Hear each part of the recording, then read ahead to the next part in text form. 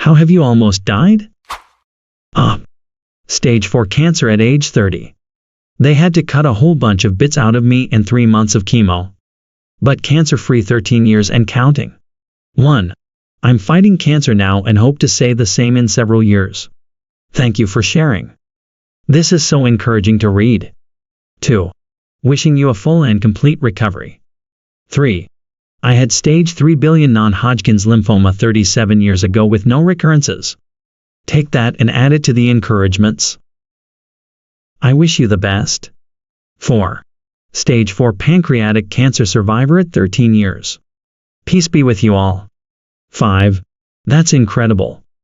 No one I've known has ever survived pancreatic cancer, including a childhood friend who was just 45 when he died. How did you beat it? 6. Wow. Incredible. I'm a medical claims examiner, retired. And usually it's 3 months at the max. I think I saw one person fight for a year. This isn't 40 years of claim adjustments. Great to hear. 7. Congrats. Stage 2 to 3/3 bone cancer at 15. Also lost part of my body but cancer-free 25 years and officially moved from in remission to cured in 2019. 8. This is a big one. Even today just a small percentage of people with osteosarcoma live 5 years after the diagnosis. My ex had this, became a hip arctic because they removed part of the hip bone too. This was the 60s. He was 12 years old and he's in a medical journal somewhere because he lived. He just turned 70. 9. Wow, that's awesome. Edit, genuine and very awesome. No sarcasm. 10. Yo, stage 4 cancer survivor here too.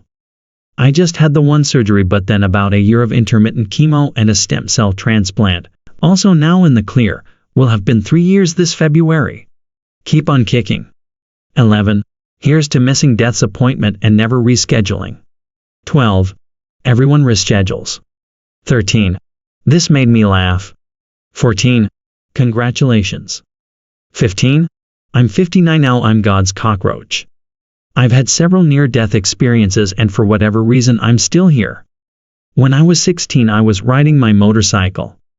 A 350 Honda. I had a couple of beers and fell asleep at the wheel and hit a car head-on.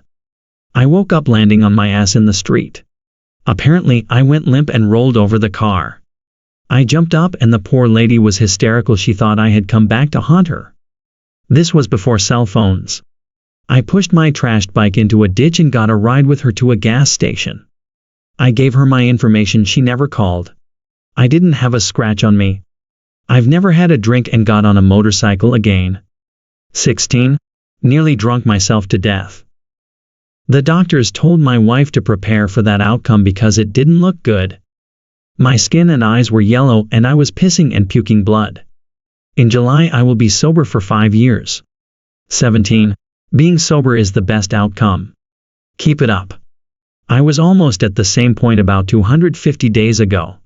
But I feel great now. Even my labs have normalized. Miraculous after 50 years of hard drinking.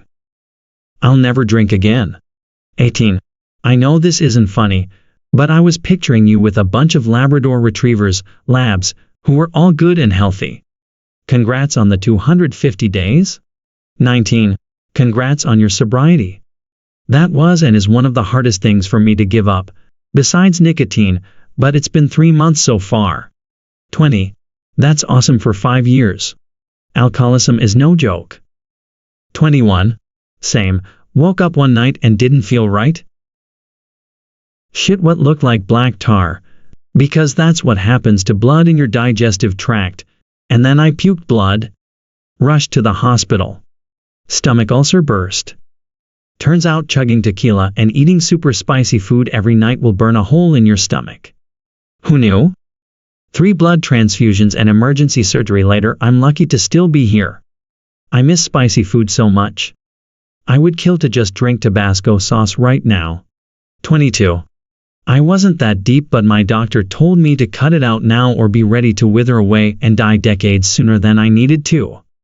I physically feel better than I ever have in my life. 23. Really dumb and embarrassing, but at the time I was in a job where I had to do a lot of lone working. This one time, I ate a sweet, but accidentally swallowed before chewing the whole thing. I began to choke. There were no customers or colleagues in the store, so I just started choking and trying to catch a breath of air. My breathing started to slow down and the sweet was still stuck in my throat. I thought, this is it. This is how I go, death by a humbug. I did one last big breath of air, and smacked my back onto the wall. Luckily this caused the sweet to dislodge and go into my stomach. I sat there for a solid 10 minutes in silence drinking water until a customer came in and asked if I had been crying. To this day I still don't know why I didn't call an ambulance. I guess I was thinking they wouldn't be able to understand what I was trying to say, or the fact that I was embarrassed to tell them I was choking on a humbug. This story was so unnecessarily long. I could have just said, I almost choked to death. 24. No, I'm glad you've told your story.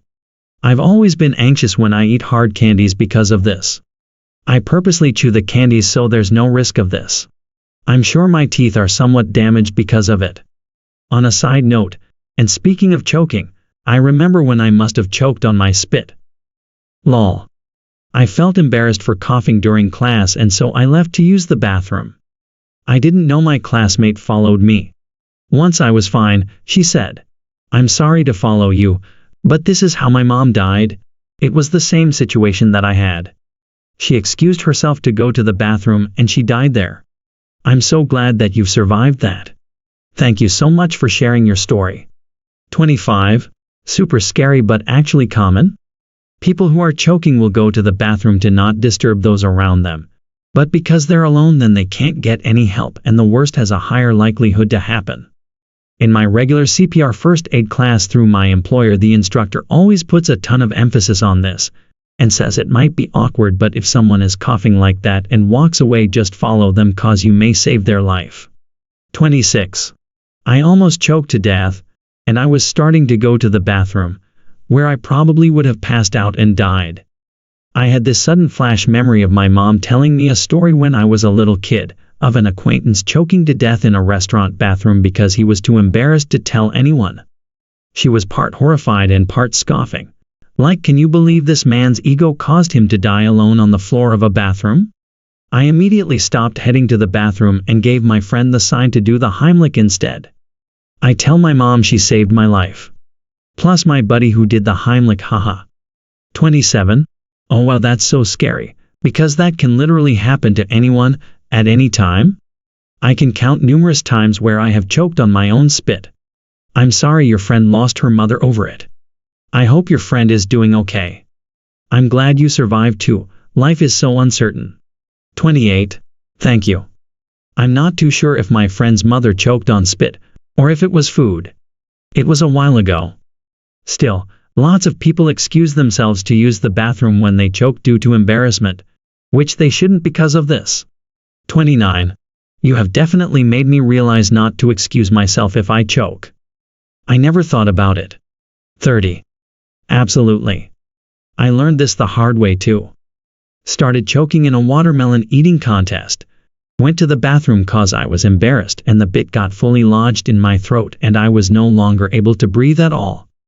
Thankfully I was able to Heimlich myself against the corner of the sink, and after trying a couple times I launched the watermelon right out of my throat and into the garbage.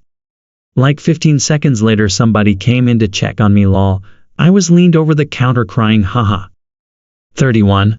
Bad ear infection that I didn't see a doctor for.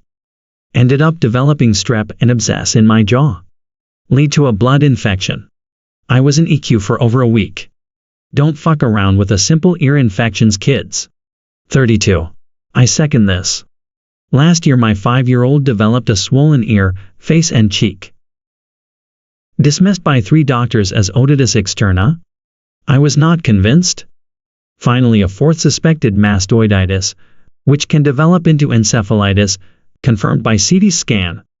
In hospital for a week on multiple types of the 4th antibiotics. Ear has never returned to its normal shape, but he is clear. Never mess about with ear infections, get it seen too. 33. I'm so sorry you and your poor boy had this experience, and well done for being such a strong advocate for him and not taking no for an answer. You're awesome. My daughter has a doctor's appointment this afternoon because there's a chance she has an ear infection, but I don't want to take any risks by not getting her checked out. Thanks for sharing your story, and I'm glad your little guy is okay. 34. Heart failure when I was a child. They almost missed the signs because of how young I was. 35. Kayak capsized out in the ocean and Damasmi didn't have a life jacket. Tide was going out. Tread water for 2 hours and by some miracle a random jet skier found me. 36. Holy fuck, must have been hard treading water all that time with the horseshoe stuck up your ass. Close call. 37. Can someone explain this comment to me? I don't get it. Horseshoe. What? Edit. Are you trying to say they're lucky? Lol. 38. Yeah, it means you're lucky. My mom always used to say to my dad, you were born with a horseshoe up your ass. Like the luck of a horseshoe follows you around. 39. That's a long ass time to tread water, wow. 40. Almost lost my battle against depression. Went to the GGB to jump off. Someone else beat me to it though. Watching all the response to someone jumping off the bridge scared the hell out of me. It made me see how me jumping isn't really the end. 41. I'm glad you survived. Also having depression, I get it. Your story reminds me of what I've learned through life, that when you die to end your suffering, the suffering doesn't go away, it just spreads to those around you. I had forgotten that, so thank you for reminding me. 42. This is what I held on to during my terrible postpartum experience. That if I died, my daughter would begin her life in sadness, of missing her mother and growing up to think her birth was the reason. The suffering sucks, but knowing it would ooze out to touch others is the light we seek sometimes. 43. That makes me happy to know. Friends found their roommate dead by suicide, and both of those friends have never been the same since. They're very closed off now. 44. It's mind-blowing that someone's decision to end their life ended up saving yours. Wow. Glad you're here to tell the tale. 45. Meningococcal meningitis when I was 16. Woke up sick one day, went to sleep on my couch and woke up 4 days later in a hospital. My mom found me seizing on the floor and vomiting blood. Pretty sure our family dog is what saved me because she was standing over me barking at 2 a.m. I almost died the first night. My heart stopped for 2 minutes, and the doctors prepared my mom for the worst case scenario. I was somehow lucky enough to survive, have no neurological damage and no physical deficits. I celebrate my second birthday every May 19th and have done so for the past 26 years. 46. That dog was such a good girl. 47. Kicked by a horse. 48. This is why I'm afraid of them. 49. Also fearful of horses. 50. A girl in my high school died this way. After she was kicked, she got up and walked away, not realizing she was bleeding internally. Hours later she passed away. It was very sad for our small community and her family, of course.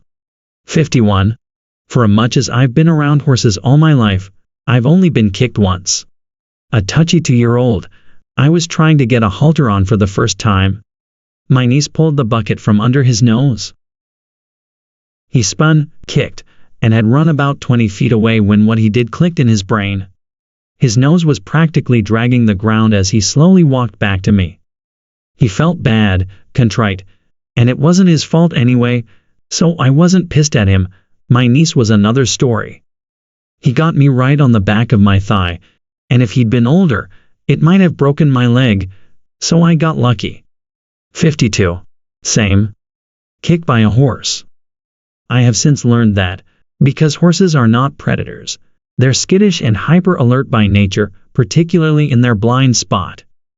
Be careful walking up behind a horse, you may startle them and they'll kick as a natural reaction. 53. I had encephalitis. That's when you get an infection that travels to your brain. I was found unresponsive by my husband and was hospitalized for about 10 days. For several days I was unaware of anyone, even my husband. The doctors finally gave me broad-spectrum antibiotics and I started to recover. 54. I was misdiagnosed with encephalitis, but my neuropsychiatric symptoms were from my broken shunt. Read Brain on Fire by Susan Cahalan. 55. At a state fair on one of those pirate ship rides. Except this one went all the way around in a circle instead of just swaying side to side. The only thing holding people in was this kind of vest-like thing that clicks into place. Mine clicked into place, but as soon as the ride went up, so did that vest thing. I'm lucky because the momentum was apparently enough to hold me in. Otherwise, I'd be a statistic. The shitty part was that no one realized anything was wrong, so I went the whole ride thinking I was going to die. I even saw my life flash before my eyes in like a sideshow of pics of moments in my life. I'm still terrified of amusement parks to this day. 56. Carbon monoxide poisoning. Please get a detector. It can save your life. 57. So scary. Can you share the rest of your story? How did you survive? 58.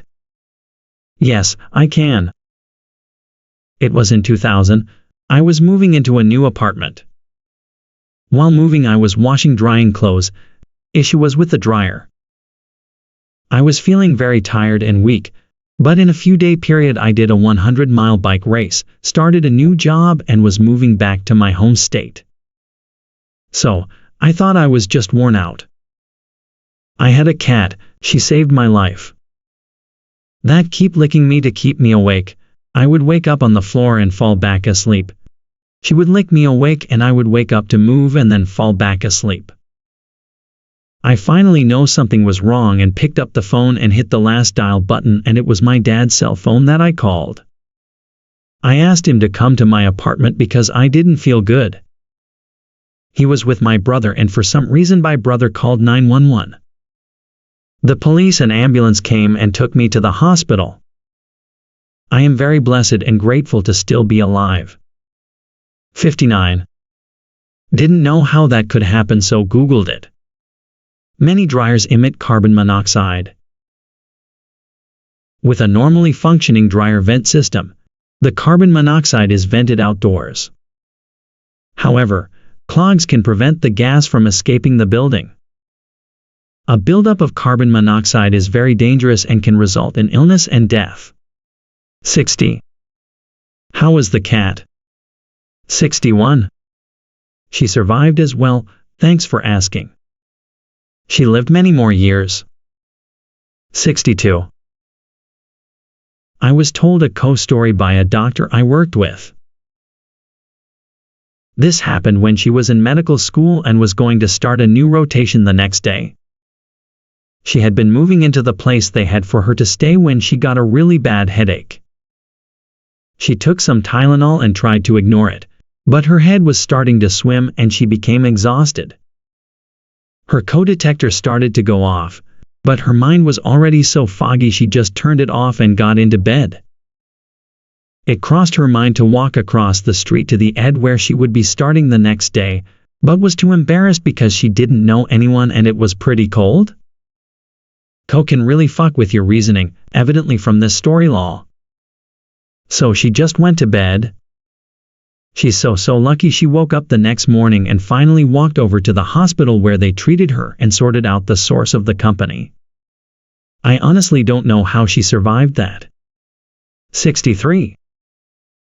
When I was a kid, my mom would leave me at my grandparents' every day in the summer.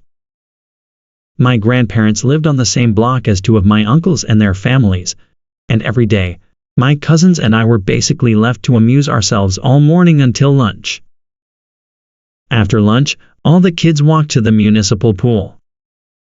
Every afternoon, every summer, every year from ages 5 to 9, I was at that pool.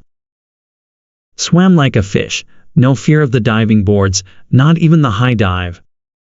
I loved the high dive. One day, though, things went wrong. I was 9. It started as a normal afternoon. Splashing and swimming, playing chicken with the cousins and our friends. I got in line for the high dive, waited my turn, and started climbing up. As I climbed, I started feeling strange. I was lightheaded and dizzy. I was at the top of the ladder. There was one kid on the board, and two below me on the ladder. The kid on the board jumped, and shakily, I pulled myself the rest of the way up and stood on the board.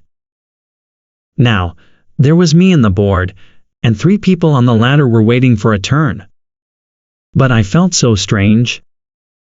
I walked towards the edge of the board, but my legs felt like marshmallows, and I was so nauseous. I walked back to the ladder and asked the people waiting to let me go down.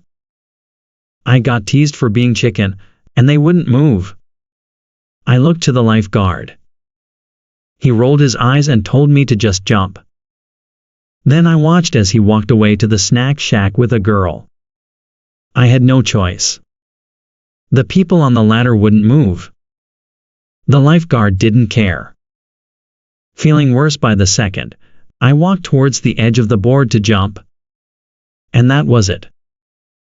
I woke up briefly in an ambulance strapped to a backboard, then again at the hospital. I found out what happened later. I got to the edge of the diving board and lost consciousness due to heat stroke. I cracked my skull as I went down and drowned. The teenage boy who lived across the street from me was on the swim team, and he pulled me out. He pulled me out because the lifeguard was still in the snack shack. I still have a 4-in-long, 1-2 wide scar on the back of my head, and it's been almost 30 years now. I've never been back to that pool, and I'll never understand why my parents didn't sue the city. 64. Glad you're with us. FK that. Lifeguard. 65. Absolutely fuck that lifeguard. My little brother drowned from hitting his head on the bottom of the pool. We assume he went down a little kiddie slide headfirst into the shallow end. He was only 4. By the time my mom found him, floating just underwater, she had been looking all over for him. They couldn't bring him back. My parents did sue the city for the same reason, lifeguard negligence. Me and my 2 surviving siblings got college scholarship funds set up in our names. A horrible experience, and I'm so glad Op made it. Swimming is so fun, and so dangerous. Teenagers as lifeguards makes me incredibly nervous, to this day. 66. Wow. Heat stroke is no joke. 67. Hit black ice on the Banff Lake Louise Highway, spinning across both lanes with a semi bearing down on me from the opposite direction. Steering into the skid, car straightened out and drifted back into right lane just before the truck passed. 68. You just told my story. I didn't change lanes, but similar experience. I was driving home from work on I-81 North. It was still a little light out. So unusual that the bridge froze. Bridge freezes before road type sign staring right at me. Nor was it raining, but I guess condensation caused the freeze. I'm driving along at 70 miles per hour, not over the speed limit. My front wheels hit the bridge and my car did a 180. Suddenly I found myself facing a semi-tractor trailer behind me. He couldn't slow down OFC. I'll never forget the look on his face. My thoughts were, this is how it ends? His face looked like, oh shit, I'm about to run over this little car. In a split second, I guess my rear wheels hit the pavement and my car did another 180 in the right direction. I realized, after I'd completed a total 360 spin, that near-death experience should have urged me to pull over and contemplate the meaning of life, or at least take time to digest those moments, but I was so relieved. I kept driving, afraid if I stopped, I'd never finish the drive home because I was still 30 minutes or more away. 69. Headed down 95, outside of Boston. In a tiny Prius borrowed from work. 5 lanes, I think, but at least 4. Doing 80 in the center lane, at the exact pace of surrounding traffic. Due to the back right of me zooms up, cuts left between me and the car in front of me to dangerously and abruptly cross into the lane to my left. His cross cut obscures my vision of the road, conditions, and cars in front of me. When my view ahead is restored, directly in front of me is a 6 aluminum fold-out stepladder. In the road. I have a tenth of a second to react, and instinctively know that any major correction will certainly result in my death at this speed. In that tiny moment, I remember thinking, oh fuck, probably gonna die right now. I move my thumb on the steering wheel the slightest bit, and miss the ladder by probably no more than an inch. Glad to be here. 70. It's amazing how many thoughts can stream through your brain in a mere second. You reacted the same way I did. It sounds like the oh shit I'm dead thought. Drivers in large vehicles give no respect to those driving small cars and motorcycles. It's like driving the Indianapolis 500 on I-95. 71. Suicide by hanging, but yet, here I am. 72. I cut someone down from a hanging and saved their life. They were really angry with me for intervening, but they chose to do it in my office, so I didn't have much of a choice. I'm just glad I didn't come into work with a rotting corpse waiting for me like they had intended. I was catatonic for 3 days and it permanently changed my personality. I'm glad you survived. Etta. They were very angry that I saved their life, didn't want to be friends afterwards and tried to destroy me. Including but not limited to, declaring war on me on Reddit, stating their wish was to drive me to suicide. Taking out a false restraining order out against me, claiming I was sending death threats, posting porn of my business partner to Reddit and including her real full name and our business address. The restraining order battle was 9 months and cost $20K. While part of me regrets saving them, the guilt would have eaten me up, so I guess I got what I deserve. 73. This happened to my friend. She came home and found her husband hanging. She was able to save him. I'm sorry you experienced that, but also thankful it didn't end differently. 74. I'm glad, we need you here. 75. I'm glad you survived. There really isn't anyone quite like you, and without you around, there would be so many people who never had the chance to meet someone new and interesting. Stay strong, friend, and don't be afraid to lean on those around you. 76. An infected cyst burst, so I had infected fluids in my abdomen. I was in minor pain for a couple days, but I didn't go to the doctor because I also have endometriosis and I attributed the pain to that. On the day the pain became severe, I worked all day before going to the hospital. I was an idiot, I know. So I ended up in the hospital for 5 days on heavy antibiotics. 77. Lymphoma. I just thought it was my turn to be skinny. 78. Waded into a lake to get some fishing tackle back. But it wasn't a normal lake bed, it was silt. Feet sank and was halfway up my waders and the water was up to my chest. I gripped a handful of reeds, luckily, and pulled as I leaned towards the bank, and slowly hauled myself inch by inch to the feedback and clawed myself out. Only to find the firm groin was just dried up silt that had been washed up and settled. And plopped there and then just dropped like a stone, back in the same situation. This happens like 3 to 4 times and now I was really scared. I even said it out loud. Oh shit, I'm really scared. Was alone, and never heard my own voice sound so childlike before. I was 30-ish at the time. And all I could do was look around as I was slowly sinking and out of solid bank to get on. Just clumps of boggy soft marshy silt piles where I thought was banking. So I leaned as far as I could and grabbed some reeds, and pulled myself towards that part, panicking frantic, just rinsing and repeating BC standing still isn't an option. And what freaked me out was all the softer areas where I was standing and dropped back and again formed like a large question mark. And I realized, I'm getting further away from the main bank, honest. I thought this is it. This is where I am gonna die, oh fucking shit. Clawing at reeds and separate for firm groined, I noticed a piece of flat driftwood. Slimy, worn down smooth driftwood. It looked ancient. But I was able to lie it on the reeds and like army crawl left side out, press down, right side out, left right all the way baby. Crawling across the top of the silt sinking but not full on sinking. I had my board. And like a fly I was gliding all the way, and I got back to where I started. Back on the hard stuff. Caked in smelly boggy silt and mud, while face and body. Absolutely caked, but I was so relieved. Jumping with joy, yopi ya ya ya ya, singing and rejoicing, etc. I really thought I was going to die. That's my near-death story. 79.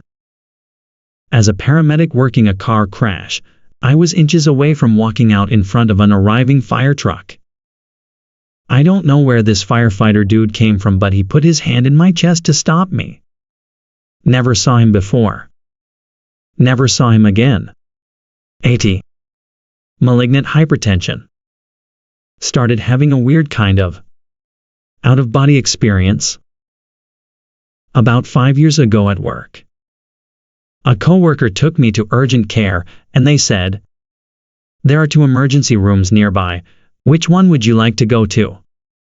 Not, "Hey, if you're interested." But, "If you don't go now, you'll fucking die." I chose the closest one, a dedicated heart hospital, and they sent me upstairs to the ICU right away. According to one of the several doctors I saw that long weekend, it was very close. I could have had a heart attack or stroke at any minute. I'm better now. 81. Seizure in a pool at night, skinny dipping with friends. No one saw me at the bottom of the deep until it was almost too late. 82. Friend asked me to with him to drop something off at his girlfriend's work. I first said yes. Then I got a phone call later that day about a job I applied for. They wanted me to start that day, so I told him I would be unable to go. He got hit in a head-on collision on the way and died. I will always be grateful for that job.